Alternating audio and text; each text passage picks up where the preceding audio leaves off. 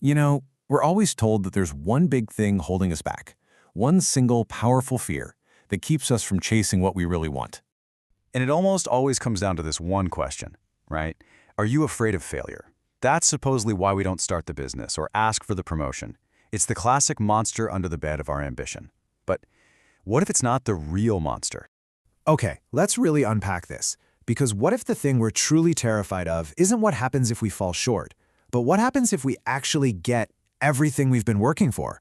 What if the real fear is success itself? This comparison really gets to the heart of it. We think we're scared of failure, of missing the target. But what's really going on, deep down, is a fear of fundamental change. It's not about the risk of failing to get the goal. It's about the risk of who you'll become once you do. And that leads us right into our first big idea, this clash between success and your own identity. See, achievement isn't just something that happens out there, it's an internal shift. And sometimes that shift can feel less like a win and more like a threat to who you are. And look, this isn't some vague, abstract concept. It's a very real fear of losing the person you are right now. You worry that success will make you busier, maybe more distant from the people you love, that you'll start focusing more on achievements than on actual human connection. In other words, you're not afraid of failing, you're afraid you'll succeed and not even recognize yourself anymore. This is where we get this idea of a journey identity. For a lot of us, we get really comfortable with being the person who is trying. The hustle, the planning, the whole struggle, that becomes our identity. And the weird thing is, actually succeeding means that identity has to die, and that can feel like a huge loss. And this is the perfectionist's trap. It's such a sneaky form of self-sabotage.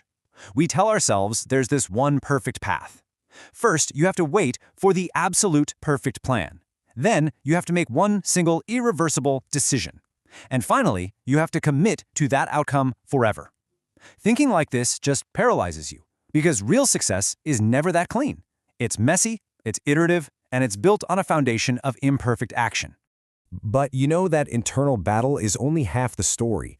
The fear of who you might become is made so much worse by an external pressure, the pressure of actually being seen. And that happens the moment success takes away your ability to hide. Just think about it for a second.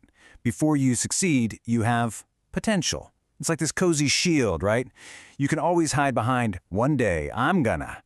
But after you succeed, now you have results. You're not judged for what you could do anymore. You're judged for what you've done. All the excuses are gone. And for anyone who overthinks things, that kind of spotlight can feel incredibly intense. Here's another wild psychological quirk. A lot of us don't just think about success, we live it out, vividly in our heads. We play out the whole movie, the feeling of accomplishment, the applause, the relief. The problem is that mental rehearsal can give us a cheap hit of dopamine, a false sense of accomplishment that makes taking real-world action feel way less urgent. Why hustle when you've already felt the win, you know? This chart just captures that internal tug-of-war so perfectly. That little 20% slice of ambition, it's real for sure, but look what it's fighting against. The massive pull of what's familiar and that deep-seated fear of creating distance from the life and the people you know.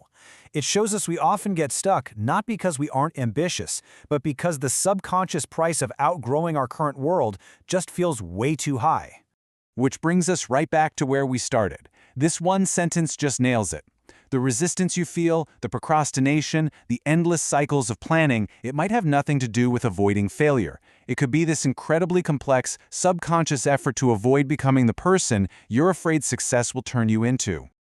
So the question we should be asking ourselves isn't what am I afraid of failing at, it's this. If you could just set aside the fear of change, the fear of being seen, the fear of losing yourself, what goal would you finally feel free enough to go after? What success would you chase if you weren't afraid of who you'd become on the other side?